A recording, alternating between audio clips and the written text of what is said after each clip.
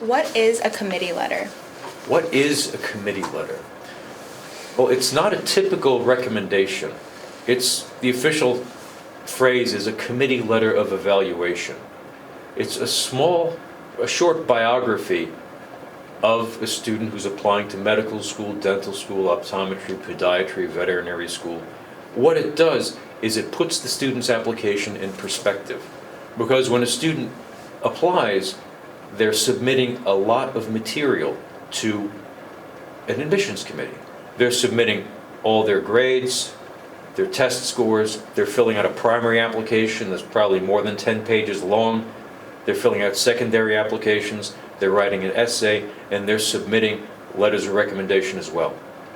With the committee letter, we interview the student, we get to know them, and then we write a letter that I would say details their journey towards their chosen profession. What got them interested in it? A bit about their background. What makes them the person they are? We try to find out about the students, we could say, triumphs, trials, and tribulations in college. What worked for them? What didn't work for them? How did they improve? What did they learn? So we focus on their academics, their extracurricular activities, their research as well. And in terms of putting the student in perspective, one nice thing about the committee letter is that we do have a committee of professors who advise and oversee them. Some are on West Campus, some are physicians who are over at Health Sciences Center. And these people have been involved in the med school, dental school admissions process, some of them for decades. So our committee letter, it's not just one person's take. So it's a nice endorsement of a student's application. Sometimes students have asked me in the past, they say, oh, can my getting a committee letter, can it help? And a lot of times I'm tempted to reply and do reply. I say, well, if a committee letter can't help you, then there's not much else that can. It's nice to have, when you're an applicant, to have your school advocate for you. And that's really what's happening in a committee letter. What needs to be completed before a student is eligible to have a committee letter interview? A student needs to turn a few things in before we schedule them. First, a basic thing is the student needs to get 3 letters of recommendation to have them on file. I'm mentioning that because a student really needs to reach out, or should reach out about that, pretty early in the game, because with getting letters of recommendation, it's not something you're entirely in control of by yourself. You're relying on your recommendation writers. 3 is the minimum, 5 is the maximum. The letters of recommendation, they should be a representative set. You should have a letter from your undergraduate major advisor. If you're in grad school, you should have a grad school letter. You should have a letter from someone who taught you one of these large pre-medical science courses or an upper-level science course. If you have research, you should have a letter from your research advisor. If you can get a letter from a relevant health-related professional, like a physician, a dentist, an optometrist, depending on your goal profession, you should get that as well. And right there, we're getting up to 5 letters. And then some students will get a letter from a crew chief in the ambulance corps or someone in the community. So you need 3 letters of recommendation. You have to fill out an autobiographical packet that, in a way, you can think of as preparation for filling out the general med school, dental school applications. Basic biographical information, academic information, extracurriculars, health-related experience, research, and then other things like any travel you've done, books you've read, if you need to explain anything in the realm of disciplinary infractions. That's the autobiographical packet. Letters, autobiographical packet, the student needs to submit a personal statement. That's the application essay. That's your chance for you to talk about yourself. We need a draft of that. Probably what you actually submit to the schools will be different, but we need a personal statement. So, letters, autobiographical packet, personal statement, copies of non-Stony Brook transcripts. Student needs to fill that out.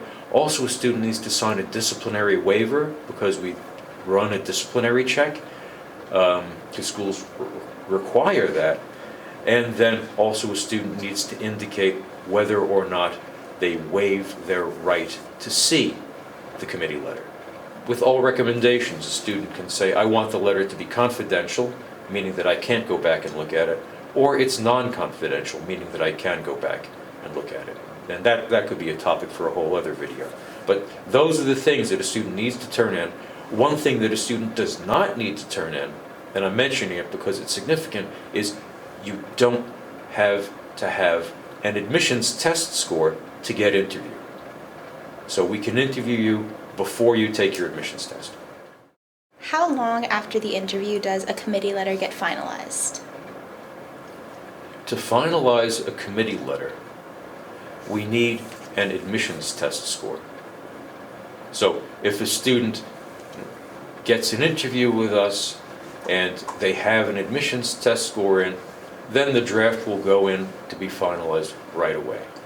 That's usually not the way it works, though, because we have a good number of students who will be interviewed in the spring, March, April, maybe even May, and who are going to take their admissions test scores later. And then with the MCAT, the admissions test score comes in after about a month. With the DAT, they get it the same day, but once they give us the score, then we will finalize their letter. So it depends on the score. And one other thing is, if a student is applying for an enrichment master's, which is a subset of things, that's if a student wants to get a biomedical master's before they apply to medical school, in that case, we can finalize the committee letter without an admissions test score.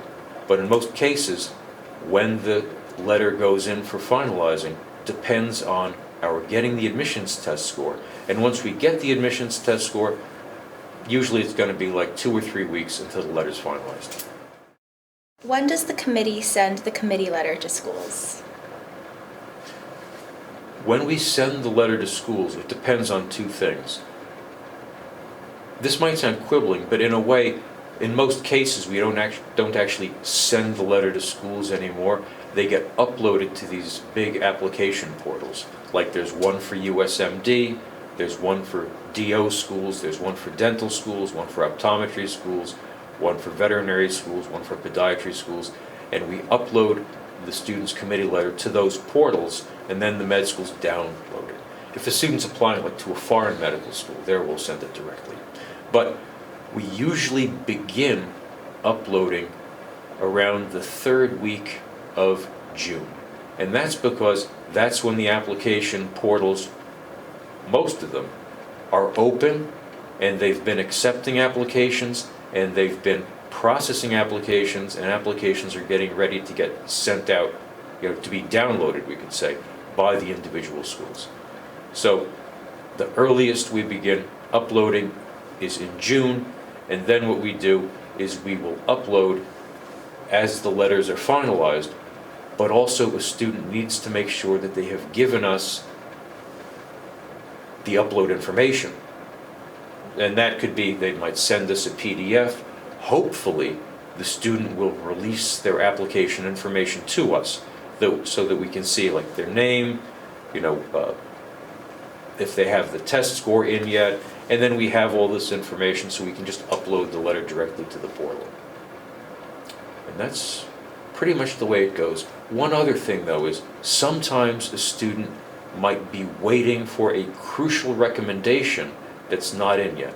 The person has the minimum 3, 4, maybe even 5, but they're waiting for this one final letter from a dentist, a physician, a professor that they think is going to really help their application.